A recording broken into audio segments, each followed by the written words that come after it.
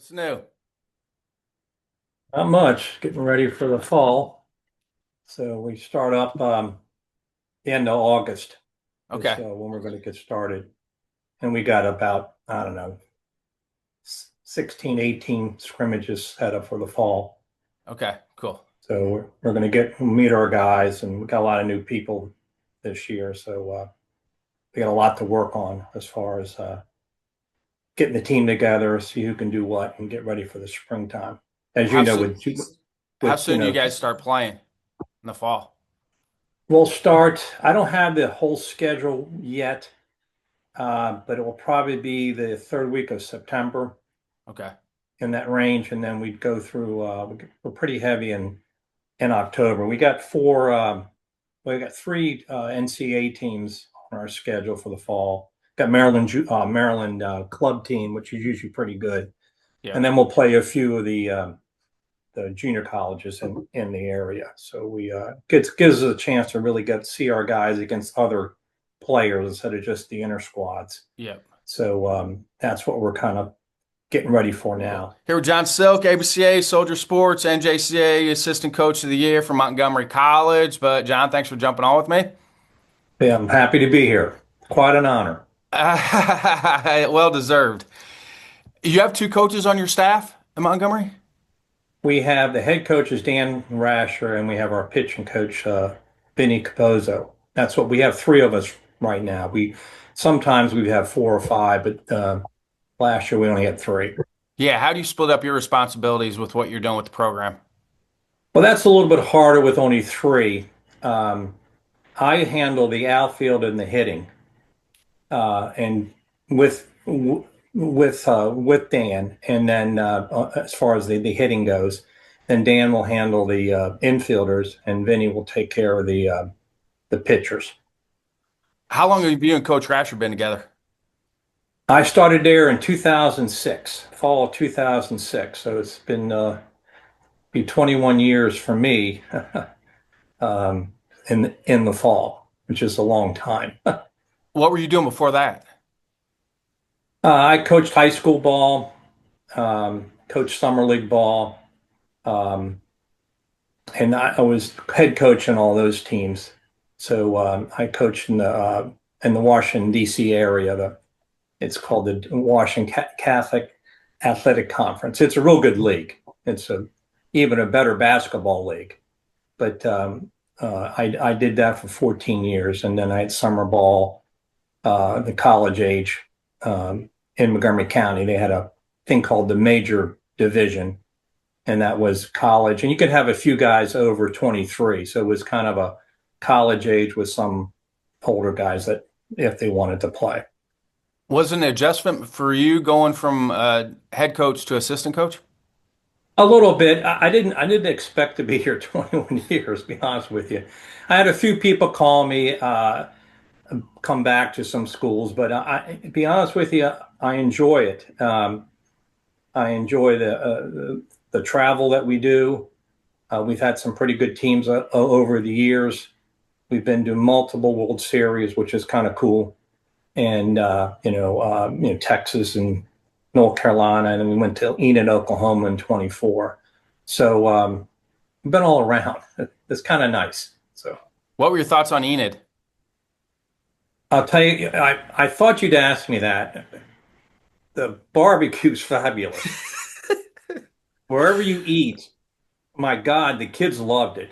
Yeah. And everything, our hotel, right next to our hotel was another, I forget the name of the place. I'm just sorry, I don't remember it, but literally we could walk to it, and we ate there a couple of times, and I know really, where you're really good. talking. There's a you probably stayed at the Hampton. There's a Hampton, I think, across the street from that barbecue place. Yeah, yeah. There's actually one was across the street, and then one was literally 20 feet away, 25 feet away.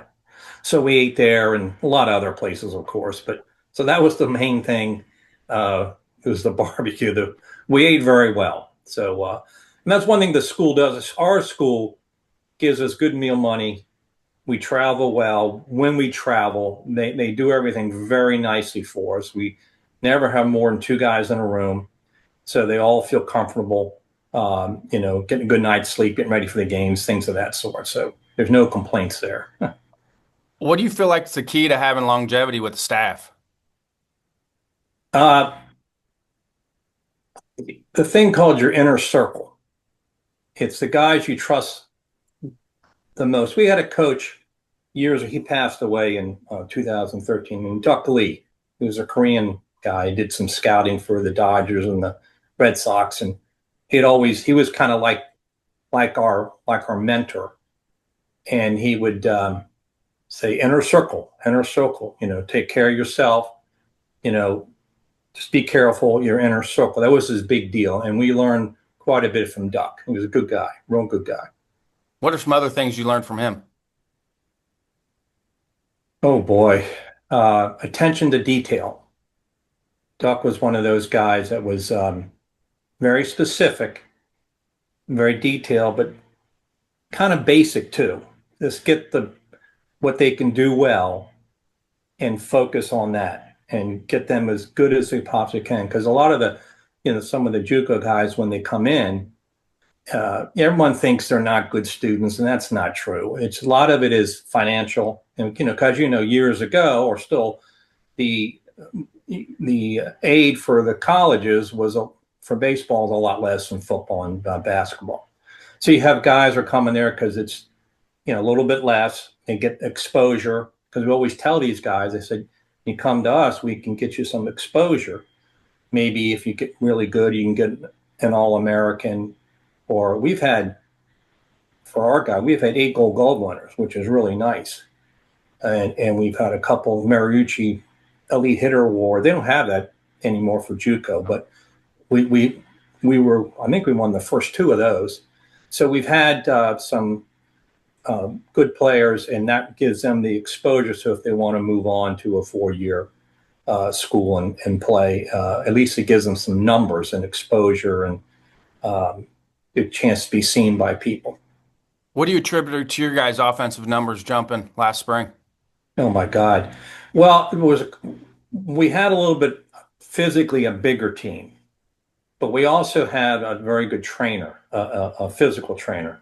I don't know if you know him, but his name's John Philbin. John was with the Nationals. He's been with the Yankees, San Diego.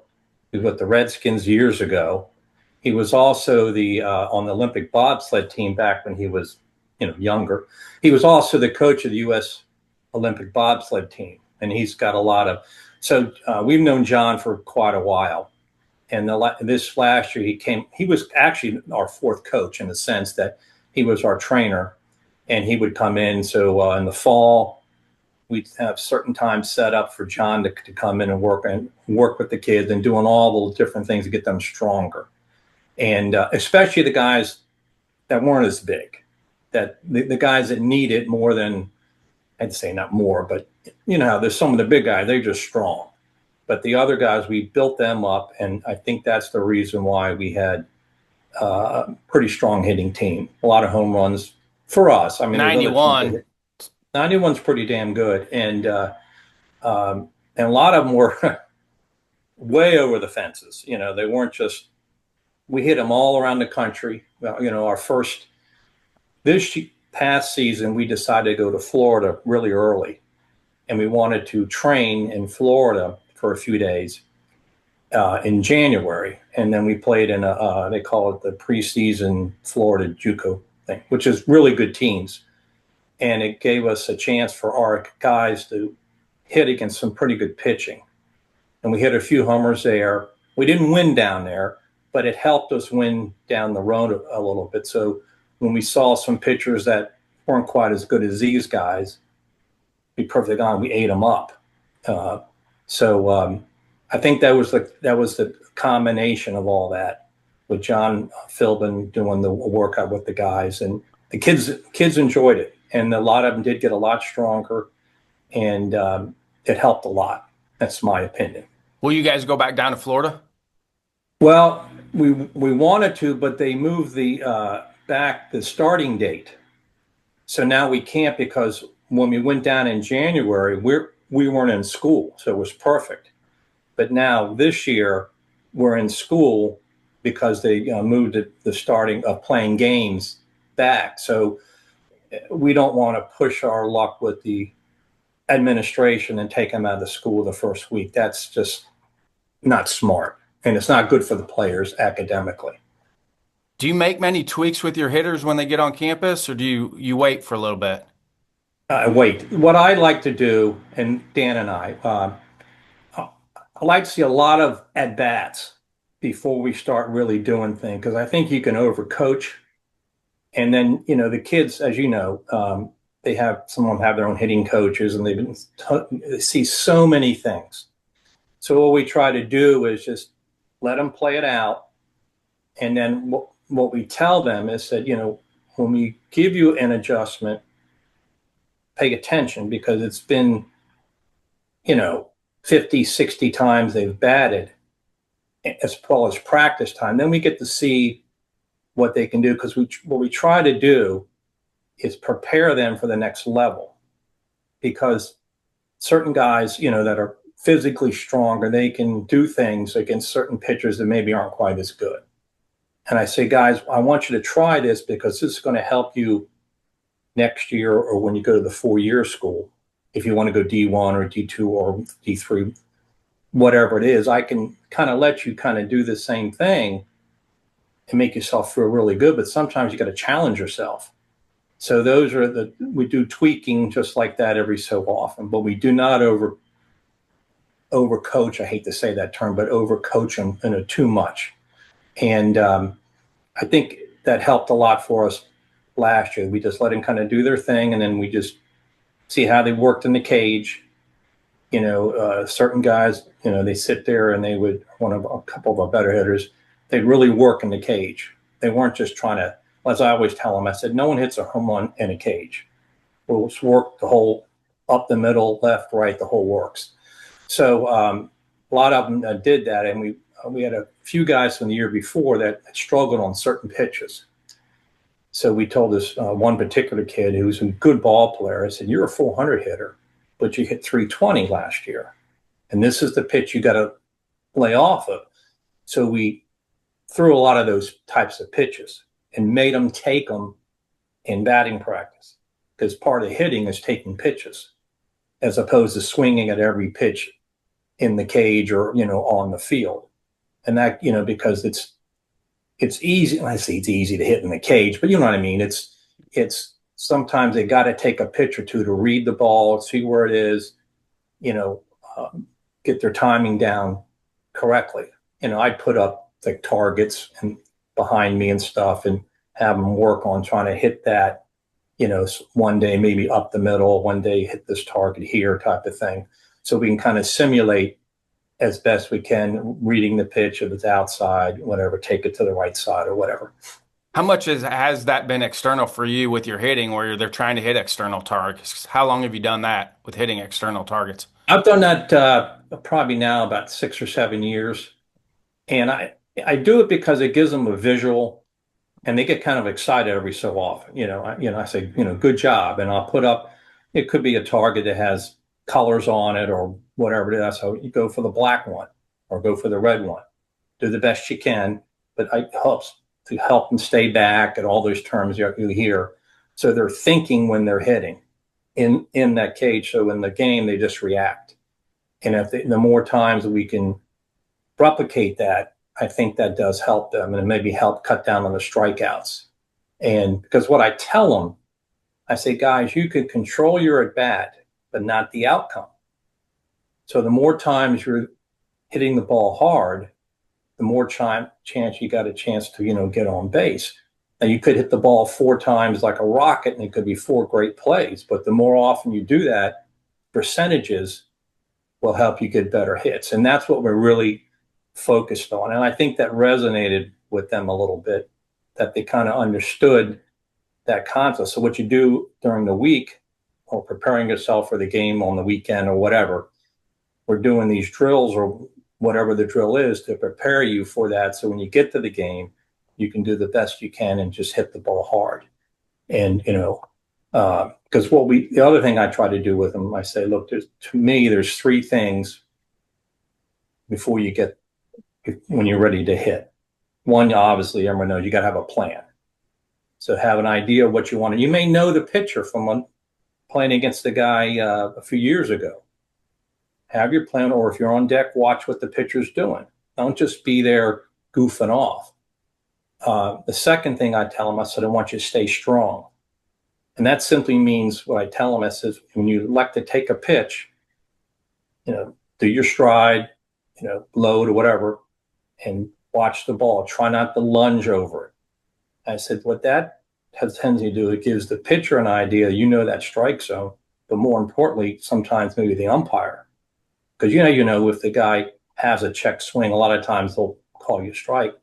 So I tell them, I said, the less times we do that, maybe the less time that you may get a strike called on a pitch that maybe was a ball. And then finally, the third part of it is quality at bat. Simply means this: just hit it hard. Do your best to hit it hard, and that's where all the drills come in to prepare you for the game on whatever day it is. So if we can bang those things in their heads, and a lot of times I'll yell I coach third, I say, stay strong if I see them leaning or dropping their hands. And it's just a little quick mental reminder, okay, next time if I'm going to take it or I don't like the pitch, I'm not going to lean over the plate or whatever it is. So those are some of the simple things that we try to do to, get the kids to be, educated hitters. I mean, how much of struggles is just timing and then pitch selection? The timing and what's pitch selection? And pitch selection for when hitters struggle. Yeah, well, 90% of it. Yeah. It's I think the first part is pitch recognition. If you swing at a good pitch, even if your mechanics aren't great, you probably have a chance of making contact and getting. You've seen it. A guy gets fooled or whatever, but he stays in there and he hits the ball and he gets a little flare to right field for a base hit. I tell him, embrace all your hits, no matter what they are. I don't want you coming, I didn't hit it hard. I don't give a damn. You got on base. You didn't strike out, because they're hard to come by. So those are things that, once again, I just try to make them think about, be as positive as, because, it's such a negative sport hitting wise. But if the kids can think like that and be the best hitter that they can. And the other thing we tell them is the difference between an average, good, and great player is adjusting.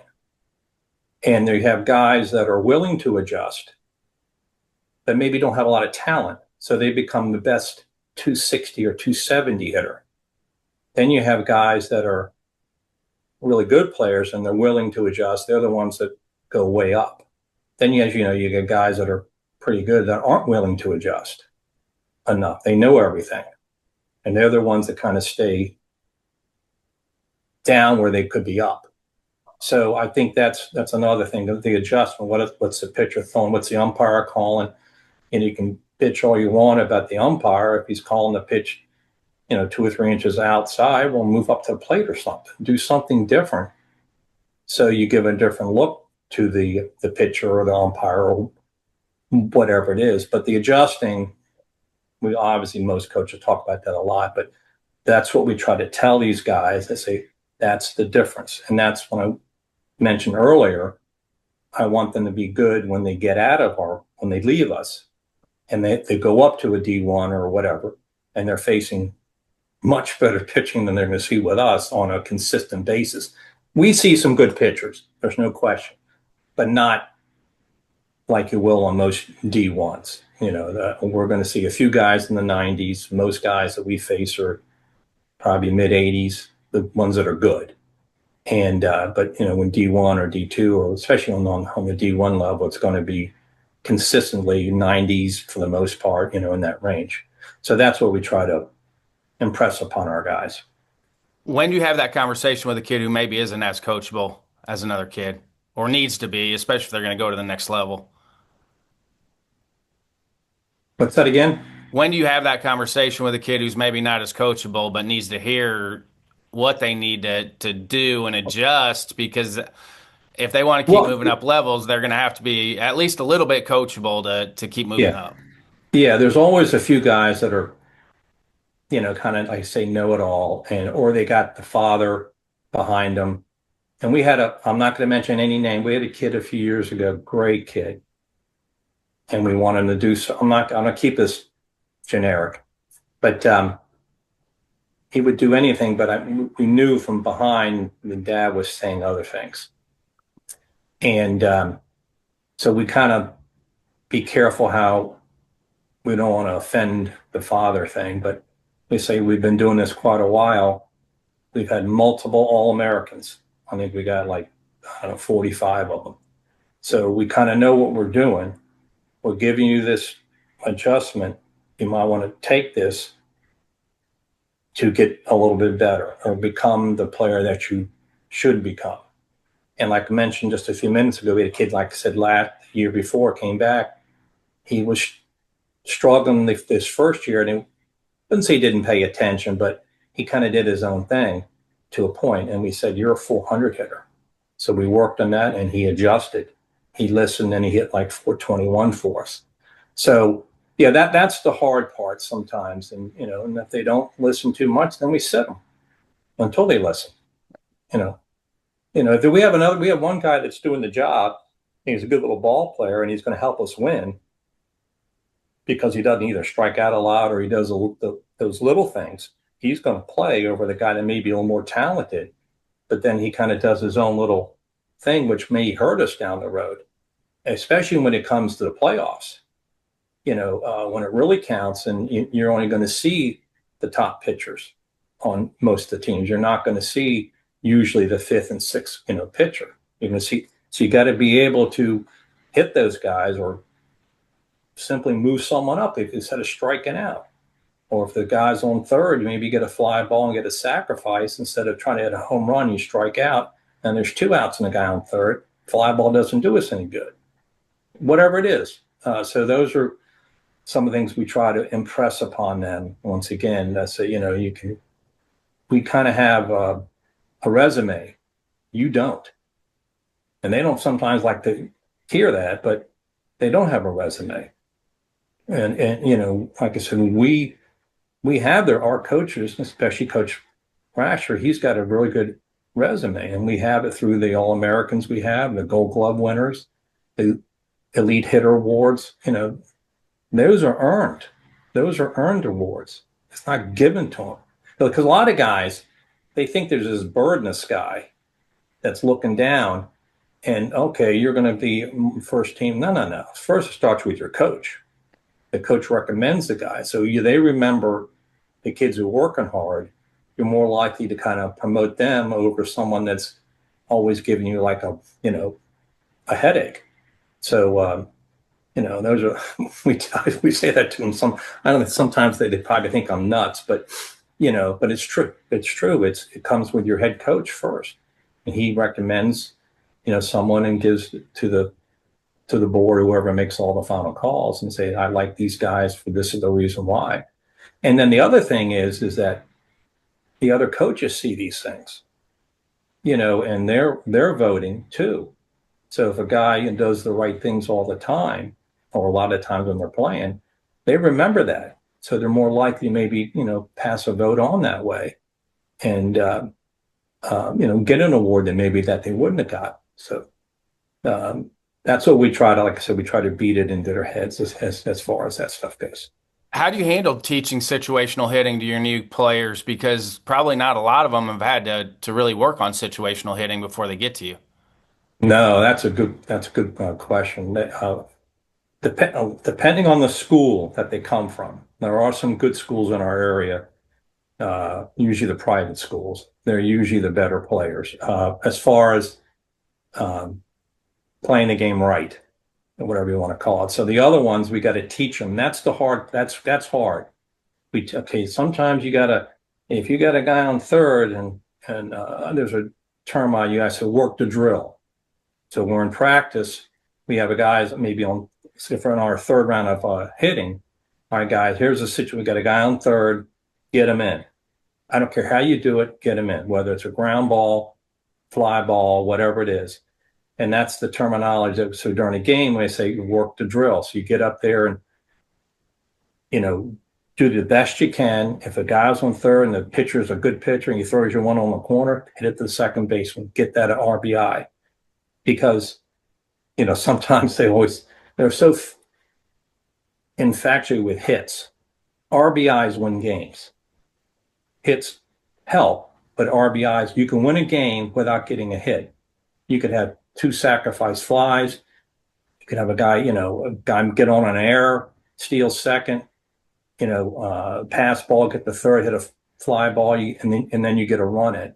So I try to impress. I said, guys, the RBIs, that's what really, obviously, that's what wins games.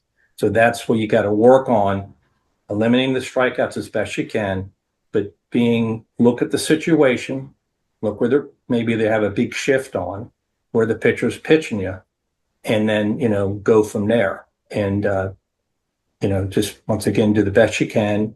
You've been trained all week long to do these different things, and then try to execute it during the game.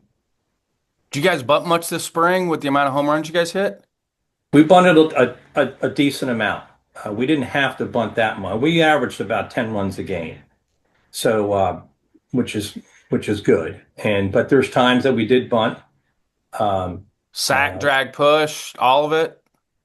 A lot of drags, and obviously sacks. But we work on that. We work on certain guys with the. It's really kind of funny. Some of the big hitters are good bunters. Yeah. And I remember. I was watching, I'll go back a step. I was watching the MLB Network, and Harold Reynolds was talking. And he was, they were in training camp or something. I can't remember the whole story. And it was Matty Lou, or was the coach, I believe, right? I think it was Matty Lou, the older one. It was the father. Is it Matty? Yeah, okay. That's Moises and Moises' dad. Yeah, right. So they were talking about bunting. And some of the guys, this is garbage. So he brought over Willie Stargell. And he goes, watch him bunt. So Willie Stargell gets in there and bunts, takes the one hand, bunts it with one hand, takes the bat. This is Harold Reynolds talk. Throws the bat away. He goes, if you can't bunt, you can't hit. Now here's a guy that hit a zinging homers. And he's a big guy trying to teach this was probably still hand-eye coordination and figuring out how to get the barrel on the ball. Right. And it's good for, because there's a lot of, in practice, we'll have sometimes just rounds of bunting, especially in the cage, like you said, getting just following the ball in, following in through that, as I call it, the pitcher's tunnel from the plate to home plate. The ball is going to move through that zone. So sometimes I'll set up things. So if they see it go out the zone, they'll let it go. But as far as the hitting goes, but they can watch it when they're bunting and see where that ball's, moving. And that helps give them a, visual on, where that strike zone is, and if it's outside that zone, you probably want to let it go, unless I said earlier, if the umpire's calling those things, then you got to go for it. So those are, that's another thing I think that works pretty well. But we do work on the drags and things of that. The guys that are pretty good at it, yeah. It's going to make a comeback now. Big leaguers starting to bunt again. It's going to make a comeback. Yeah. The other thing is that we always I say, guys, how often do you see that they screw up bunts? My guess would be big league pitchers can't field now. Yeah, and you see they slip or they throw it over the guy's head or whatever it is. Not all the time, but I'm saying at least 30% of the time. Now, maybe I'm wrong. Maybe it's more. I don't know. But or they don't cover, or the first baseman comes in and the pitcher's standing there. Whatever it is, there's a lot of things, and it also can screw up their timing. The pitcher and or they have a tendency to. There's many times now, and I saw it a lot in the College World Series. Guys would fake bunt or whatever, and the pitcher couldn't throw it over the plate. And we see it more in our level, but a lot of times we would do that. We'd have the fake bunt, and the pitcher would have trouble, either got nervous or whatever you want to call it. But yeah, absolutely helps with seeing the ball, but it does. The pitchers, some of them aren't very good at it. That's just the facts. Do you have the same set hitting drills every day, or do you rotate your hitting No, drills? I did different ones. A lot of in the beginning, I'll kind of do Dan and I will do a lot of the same things just to be on a consistent, see what they can do. And then there's certain, then after a while, you kind of change it up just so it doesn't get old. And like a lot of times, what we'll do is sometimes we'll put a tee at home plate and we'll do like 21. And I'll sit there and I say, okay, hit the ball to right field. Give me a ground ball to shortstop. Give me a line drive up the middle. I will see whether they can do it or not. And then after a while, I say, okay, now you tell me where you're going to hit it. And if they don't do it, I said, you told me you're going to hit it to the right side and you hit it up the middle. So let's make that adjustment at the plate on that tee. And it kind of gives them pretty good visual. And we do it with guys running the bases. So if I might say, I hit a grounder to the shortstop because I want to see our guys turn two, but I want to see whether our guy can, do that as well. And then it gives them it's kind of like a good tee work. And then, I'll say hit one in right center or left center, and let's see what they can do with it. And when they can't do it, and I'll say, look, guys, this is a controlled drill. If you can't do this controlled drill, there may be a problem. And I do it so they're thinking. Instead of kind of beating them down, I kind of tell them a fact. I said, if you say you're going to hit it to the first baseman over his head and you're hitting it up the middle, what's that telling you? So let's do this adjustment here. Let's figure it out so you can do it, hit it. You should be able to hit it where you want to off a tee. So, and then other times we'll throw or put up machine and we'll do the same thing and get them maybe working on the outside and work on hitting to the right side, or sometimes just different things, just so it's not monotonous. Because as we over JUCO, we work just as hard as anyone else, and we practice and we do all that kind of stuff. So we try to give them some different looks. What about your BP routines? They stay the same, or did you adjust batting practice routines? Before a game or every day? Practice and then pregame. It's pretty much for hitting on the field. So what we do is we have guys in the cage. We always have guys in the cage, and the guys in the cage come down, and they're the first group hit. Yeah, so we usually do pretty much the same thing. Depending on the round. The first round, we kind of let them hit. Second round could be right side, and the third round is we usually bunt in the first round as well. But then we bunt in the third round. We'll do some sack squeezes, and then like I said, work the drill. We'll work on getting the guy in, that kind of stuff. And then up in the cage, it's their core work. We're just working on, once again, following the ball. Maybe, like I said earlier, if they're struggling with a certain pitch, I'll work on that. I usually go up in the cage because I want to go one-on-one with them and talk to them and say, okay, this is what you want to do. I'm going to see how you, and I talk with Dan afterwards. It's how they do on the field. Did they just completely forget what I told them? And they go down there and they just try to hit it over the fence or something. So that's what we kind of do. Pre-game, it depends. I mean, once again, it's, when we're on the road, it's a lot shorter. Usually for our league, it's 30 minutes. Some guys give you more. So if you got 20 guys, we got to really simplify it. We usually always have guys running the bases too.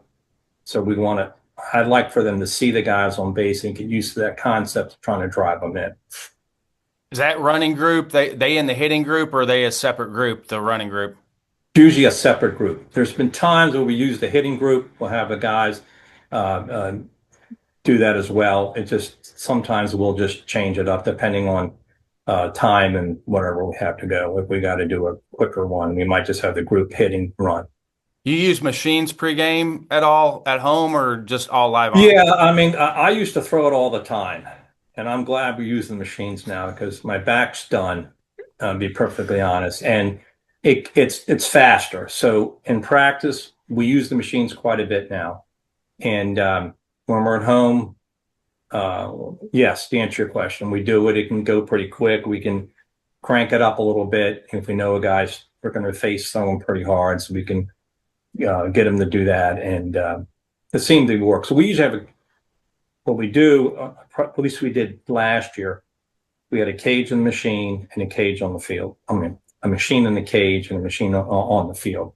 And then I would sometimes, if I would in the cage, I might have it on curve or slider, and on the field would be like a fastball. So I'd give them a kind of a different. If we knew the type of pitcher, if you got a like a rinky-dink curve, I might put that there so they get used to staying back and stuff like that. So we kind of would adjust depending on the information that we may have on a particular pitcher that we expect to face that day. And it seemed to work. So the guys would get a decent amount of swings in. And once again, taking pitches. Occasionally we go in there because some of the balls, we use the regular baseball, so they'll move a lot, which is sometimes the players are bitching about it. But I loved it. I said, this is what hitting's about. And then there's times we might just put it right in there. But overall, when that ball's moving, it gives them a different look. With your fall schedule, with your games, you guys playing just on the weekends? We'll have a few during the week. A few of the teams can't make the weekends. So we'll have, I think we have 2 midweek games, like on Wednesdays. But for the most part, we have them on the Saturday and Sunday. How much of an adjustment is that for your freshmen who've never had to spend that amount of time at a baseball field? Like pregame, game, like how much of an adjustment is that? Big difference. Yeah, there's no question. Because some of the county schools, they only play, 20 games. And we tell them, guys, our schedule is usually, depending on the weather, 56 games. And we're going every day, pretty much from the end of August, and we have the break at Christmas, of course. And then we started in, January. So I said, guys, it's a grind for them, because it's something they haven't done. And I said, that's why we want them in shape. And they, so they're doing the workouts and things they probably never or haven't done much of. So that adjustment for them when they go, I'm a little sore. I said, well, you're sore. Are you injured or you're sore? There's 2 different things. So that's another little bit of a hurdle because they don't, your arm, oh, you're hurt. No, you're not hurt. You might be sore. There's a big difference. So, but we got to be careful. You don't want to tell them, otherwise they'll be in the trainer, 24/7. For crying out loud. And then there's other guys. They get hit. They don't give a damn. They're playing all the time. It's like anything else. But yes, for those first year guys, it's a big adjustment. It's definitely a big adjustment. How do you help your outfielder arms, your freshman outfield arms, get acclimated to throwing? Because I mean, that's a great conversation point because there's a difference between being injured and being sore because you have to work through some of that soreness, especially to develop arm strength. You're gonna have to work through that soreness. Yeah, that's a good point. It's funny you say that. I've had a few come arm, last year my arm's a little Give it sore. 2 weeks. We haven't really thrown that much. It's not like we're throwing every 800 pitches. I said, guys, I used to throw 2 hours of batting practice. I'm much older. I'm 40 years older than you guys. I don't want to hear this. But I got to be nice too. But what we do a lot with the outfield is, as far as when I do my throwing drills, what we do is, once again, I'll bring a tee out. You might laugh at this, but I have one of the outfielders hit off a tee. I have one of the outfielders I put a bag out there. And then I work on, I say, okay, I just want you to hit the ball straight at him or a little bit to the left. We'll see how they come up, and we're going to work on the throws. And what we do is I want to see a 1 hop to the guy at the base. And the reason I have the outfielder doing it, I want them to understand how hard it is for some of the infielders to catch a short hop. So, and it gives them, once again, an idea, okay, when they're there and these guys are throwing these ones that are a foot in front of them and they're hard to field, I said, now you understand what's going on. So what we do is we work on, I'm a big proponent, obviously, like everyone else, on footwork. So we get we field, we work on our footwork, we do the stuff we got to do. We work on, I said, you don't need to throw 100 miles an hour. I want to see accuracy. And then I'll tell them, I say, guys, look, nobody can outrun a thrown ball. They may beat a throw, but it cannot outrun a throw unless you're throwing 30 miles or 26 miles an hour. So if we can work on our accuracy, we're going to be able to get a good chance of getting people out. And that's where I'm kind of big on the one hop without a cut man. So I want that visual. I want them to work on those throws. And it seems that they understand it. After a while, I said, sometimes the throws are bad and we work on it, whatever we have to do and keep them, busy as far as that goes. So their arms aren't, quote, sore. But we might do that 2 or 3 times a week. And then the other days, maybe we'll do at the end of practice, maybe do like an outfield with the cut men and all that stuff.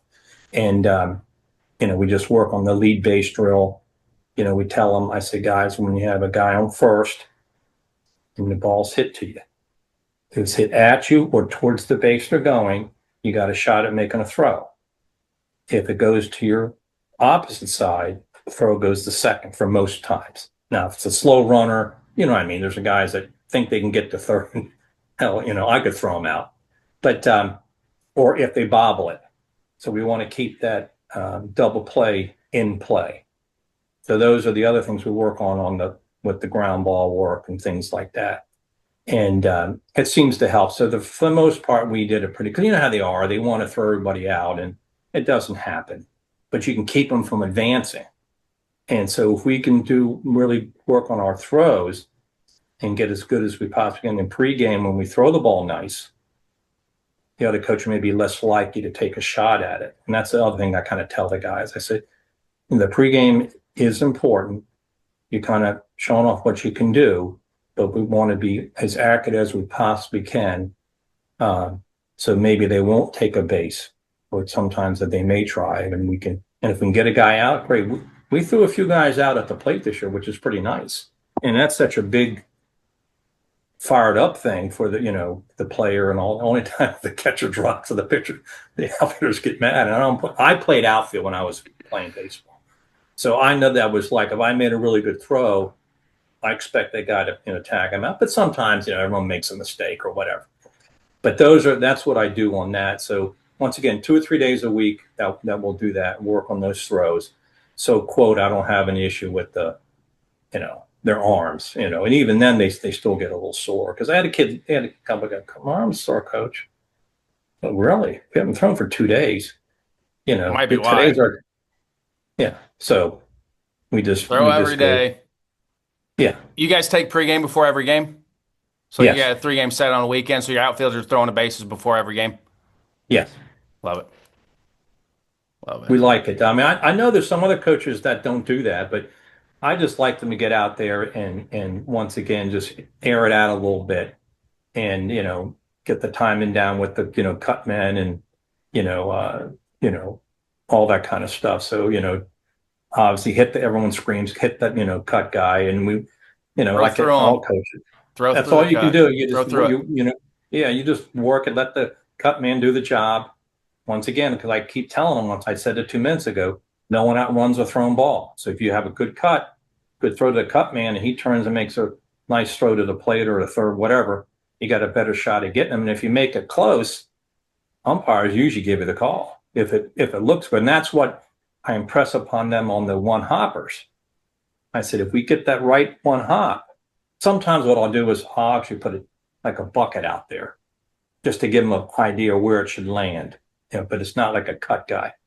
And but I'm big on that one. We try to do the best we possibly can as far as that stuff goes. So we get a good throw. If it's a hop, it's a good hop right about his knees or whatever, and it makes a good tag, and usually we'll get that call if it's a close bang bang play. We don't have to worry about this because we don't have that. Do you have a set long toss program for the outfielders? Yes, we before practice, as practice starts, then we, work on that. We, throw, and then we back up a little bit and kind of keep it pretty basic, but it's, just to kind of get the idea behind it. When's the last time you coached summer baseball? College summer baseball? Long time. So it's been a while. Um, It's changed a uh, lot. 20 years. Because once we get through the season, I have a full-time job. So baseball is not my full-time job. I get paid to coach, but it's basically a stipend. So I'm a full-time realtor. So I work, and then when you go to practice, like I said earlier, just like you put a lot of time in. There's a lot of, on the field and games, and so when the summertime comes, what I'll do is I'll go out and watch our guys play a little bit. But summer ball, I haven't done that in a long time. Were you in real estate in DC then too? Were you coaching high school and then working in real estate? Yeah. So what the transition down? So were you then coaching? Is that how you got to Montgomery College? Because you're coaching summer ball in Montgomery? It was more that I've known Dan for a long time. We coached against each other in summer ball. Uh, I knew I coached against him when he was in high school, when he was coaching high school, when I was coaching. We played. We've been friends for quite a while. I'll tell you a quick story. You'll probably like this. He coached a high school called Bullis High School in Potomac, Maryland, and I had a Good Counsel High School in Wheaton, Maryland. So we're playing over at Bullis, and we're playing. It was a kind of a close game, and my dad would go to occasionally go to the game, and his father would go. Well, those two were on, and they didn't know each other. So they're on the sidelines, and my dad goes, "What's he doing over there? And what kind of move is that?" That's my Dan's dad goes, "That coach there," and being his son, he didn't say it was his son. He did this dumbest thing earlier, and they find out they're both the father. Dan and I Sounds like my dad. we laugh about that all the time. There they are. They're second. I wouldn't say criticizing, second guessing us. Never met each other, and then find out who, and they shake hands. So that's how long, how that was 20. I don't know, probably 26 years ago, I guess, something like that. So yeah, so it was more from that end of high school, and then from high school I went over to Dan and been there ever since. And like I said, I've enjoyed it. Like I said, it was pretty cool going to the World Series, and when you go to those things, it's earned. I'm nothing against travel ball, but travel ball you pay to go and everything. This is earned, and it's cool. And one year we got to the national title game. We didn't win it, but talking about the hair on the back of your neck going up, when you're playing those teams, and we were D3 then, but once again we faced a guy that was really good. But it was just neat. It was just, those are things that I remember, and been a lot of fun. You get them in the weight room as soon as school starts? They start lifting right away? We usually in the fall, it's more of the running and the workouts, and once we break after the fall, we do the weight stuff in the wintertime. Yeah. So, and then spring. In other words, our season, we have to be done by November 15th, I think it is. So from then until we start, they're in the weight room with John doing a lot of different things. So it's really neat to watch. It's it's very well organized. He's got programs for each kid, and he's one-on-one with them. He'll work with their arms and does all the isometrics. He gets them in the pool. They go to because we have a pool that's right next to our gym, so he gets them in there and doing stuff's fun, but not realizing that they're working out. So it was actually cool to watch. It was really good to watch. The lost art of the pool. Yeah. It's great for resistance. Yes, sir. What about team building activities? You guys do much team building activities? We usually do one a year. What we did is last fall, it was really a rewarding one. We went to a local field. It's kind of run by the Washington Nationals. It's called Nationals Field of Dreams. I believe that's what it's called. And it's for kids that are, that's the word you want to use, mentally challenged. Yep. And it was, our kids did a fabulous job. I was so impressed with our guys. They treated these kids like they were their brothers. And you would, when they went to the field, each player went with a player onto the field, And then if they needed help throwing, they would do that. Or if they would run, they'd run the bases, with them. They play game, they play an actual game. But sometimes if the kids couldn't get it over, our guys would come in and throw it or underhand it. They hit the ball and take pictures afterwards. And the guys running said, really gave us up, said, guys, you did a great job. The kids really enjoyed it. It was a gorgeous day. We took off the day. It was a weekend. We didn't practice or anything. We wanted our kids to do that. And so we usually do something like that once a year. And it's usually during the fall time. And like I said earlier, it was really very, really neat to watch our kids. And you get to see some good things, kids can do. And the kids that were there, one guy was 20 years of age. He had the greatest time that there was. And it was very nice. It was really nice. You said you're well funded. Do you guys have to do much fundraising? We do a lot of fundraising. We have this, like I said before, the school's good with us with the travel and everything, but we also do some fundraising, and we do the baseball team out funds everybody. So what that does, I think that's at every school. Yeah, and we do a little simple, email thing. Can you sponsor us, that kind of stuff, and you have a company that you go through for that? Yeah, I don't know the name. We had a company. Then the school just switched last year. So it's through the school. Yeah, so the school wanted to go with one. So once again, last year was the first year for this new group.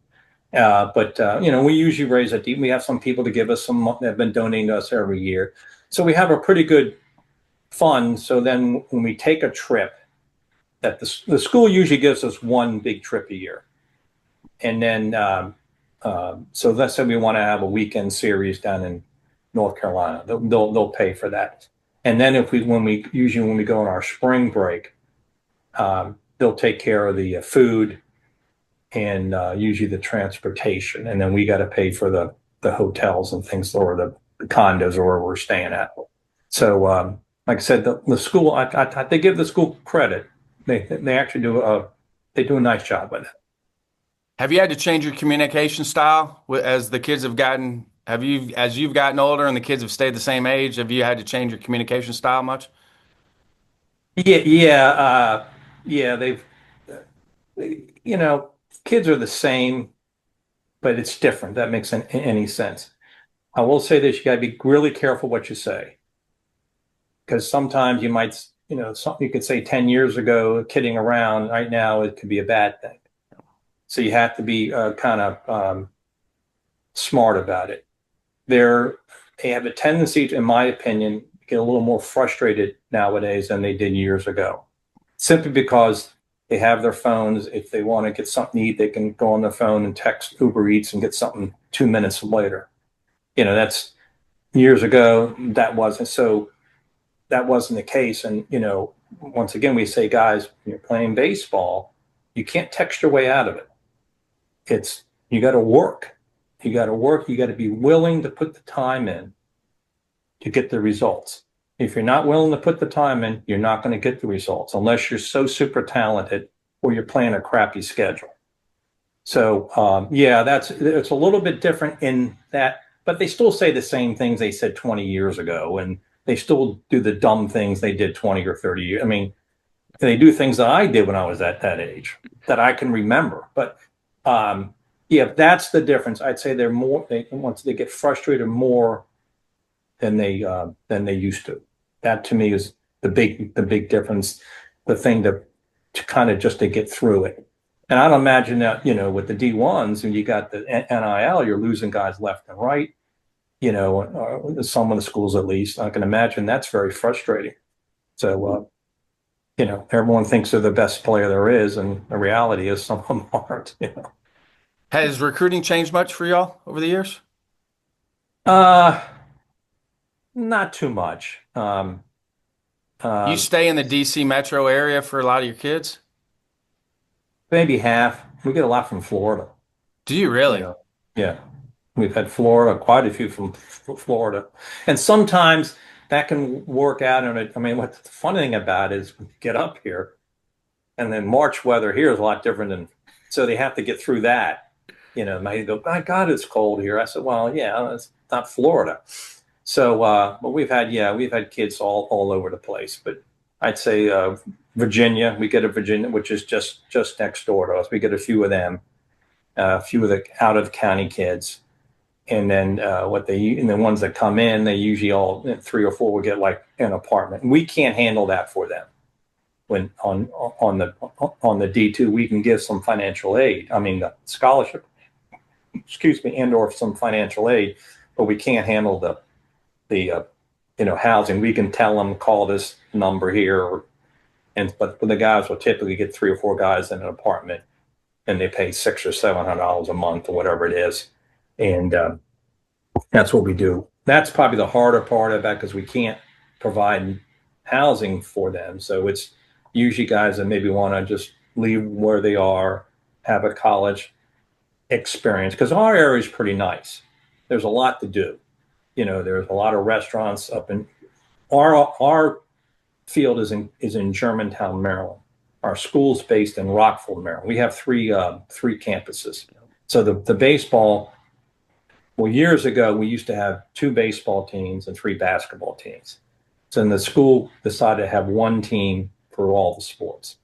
So we were kept up in Germantown. So that's where we are. But when the guys come in, if they want to go down to DC to visit or sightsee or whatever it is, there's a lot of things to do, which makes it a nice situation for them as far as outside of base. Hell, right across, half a mile away, we got the Top Golf, and they go over there a lot, which is, they have a great time doing that. So there's a lot of things to do.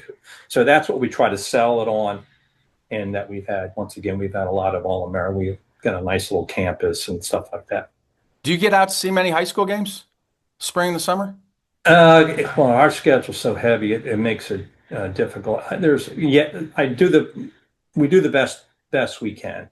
We have, sometimes we'll have a friend go and, take a look, because that's just thinking about that. We always, once again, tell the guys, you never know who's looking, guys, because, you could have a friend that lives in the DC area and maybe you're looking at a guy and you might call, hey, can you go to the game? And, they'll go over there and the kids don't know who the guy is, and they're loafing or they don't run out a fly ball, and the guy writes them off, says, that's another thing we tell them. I said, you play hard every game. You don't know who's in it. Could be 10 people in the stands, but one of them could be a guy that's working for you, for your program. You don't know. My dad told me that years ago. He said 2 things. You never know who's watching. And the second thing he told me, he goes, there's always someone around the corner better than you. So you better keep working. And that's what I try to impress upon these guys. I never forgot that. And and that makes sense. So you play the game right, and the baseball gods will take care of you. The guys who play the game right, they're the ones that get that weird hit or whatever it is. And the guys who don't play it right are always, out by half a step. So that's what we try to do. And sometimes I think we succeed, but there's times with a few guys that we fail with, that they just, do their own thing. And I say, well, sit them on the bench. That's how I look at it. Is your dad the one that got you into baseball? No, my dad was a football guy. How'd you find baseball then? As a young kid, I played like most guys when I was growing up. We played football, baseball, basketball, all 3 sports. And I just, whatever reason, I guess the main reason is my grandfather was apparently I never saw him play. He was apparently a pretty good ball player. So when I was young, I'm sure he talked to me, and my dad would talk about my, grandfather a lot. And, so I got into it. I guess I just enjoyed the game, and I played it. And like I said, I did all the other sports, but my dad always encouraged me, as far as, he was the football guy, and he played it, for them back when they were good, that kind of stuff. So, like I said, he enjoyed the game. Don't get me wrong, but I just gravitated to, baseball.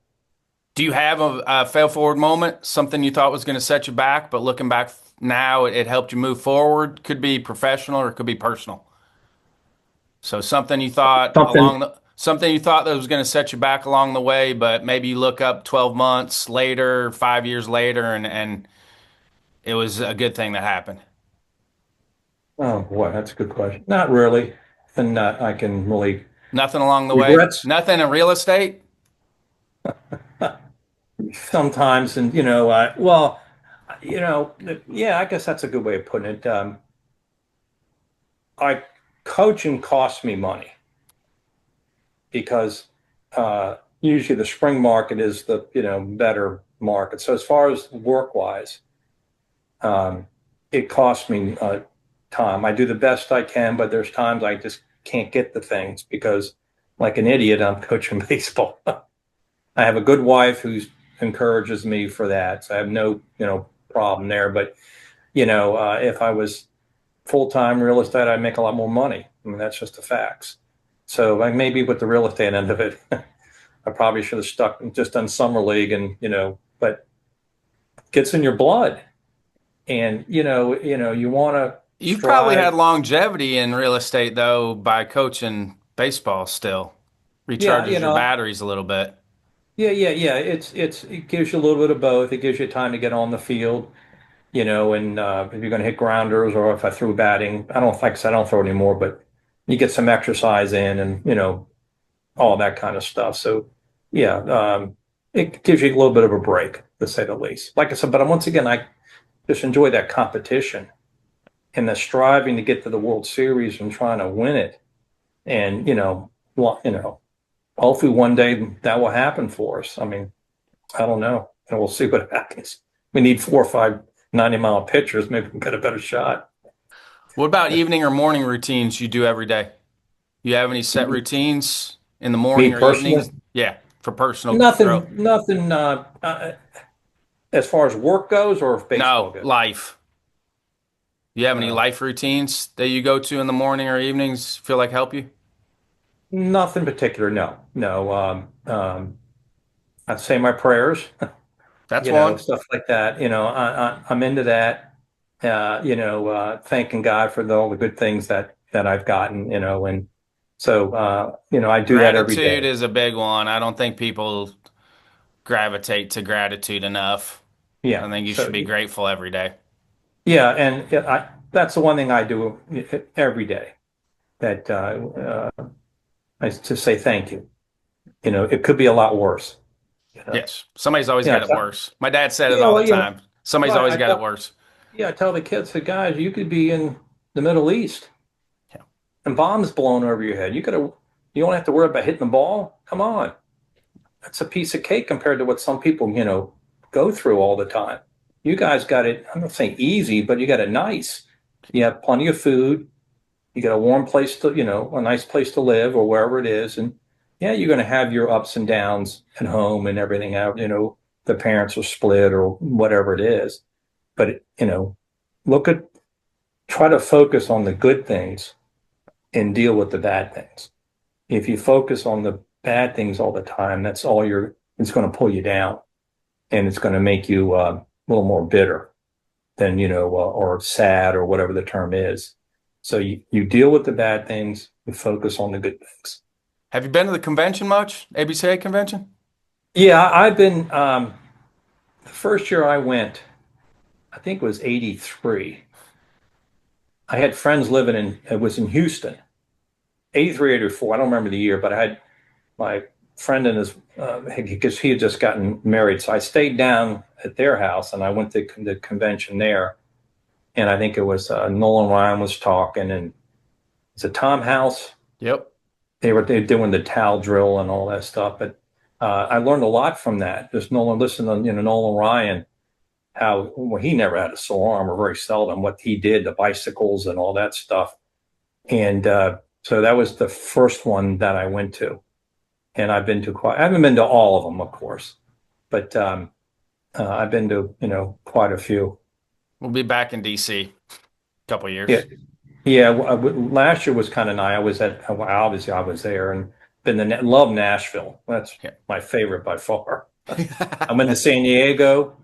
When it was out. What a gorgeous city Yeah. that is. Gaslight And then District. we went, yeah, Philly. We were there, and so Chicago was taking my wife because she's originally from that area. Really? Yeah, so maybe she can visit some relatives or something while she's there, and so that's what we're going to be doing when we're there in Love Chicago. Love it. Where's some final thoughts before I let you go? Final thoughts. Well, I'll say this: it was a complete surprise that I got this award, and it's very humbling.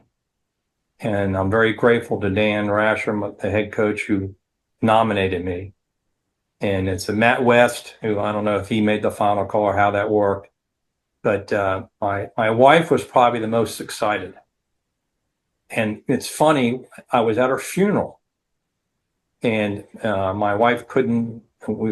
It's a funeral. Then after the funeral, we were at the reception, and my wife didn't go to the funeral. She just went to the wake the night she had to work. And then she comes. I see her coming in, and my family's getting around the table. I said, Annie, why? I said, just figured maybe she took the afternoon off to come to, and then she read it out to me. And it was really neat when my brothers and sisters and some of my grade school friends, it was a grade school friend that had died. So that was pretty neat. Now I'll remember that for, quite a while. And like, she was all really fired up, and she's not even into sports really, but that's what I remember. So I'm very grateful for the ABCA. I'm looking forward to it, and be nice to get upstage for a minute or two and have your fellow peers, see you. So they can't take it away from me, as they say. Right? Well, I look forward to seeing you in Chicago, John. Appreciate you jumping on with me. Thank you for your time. Thank you. I really appreciate it.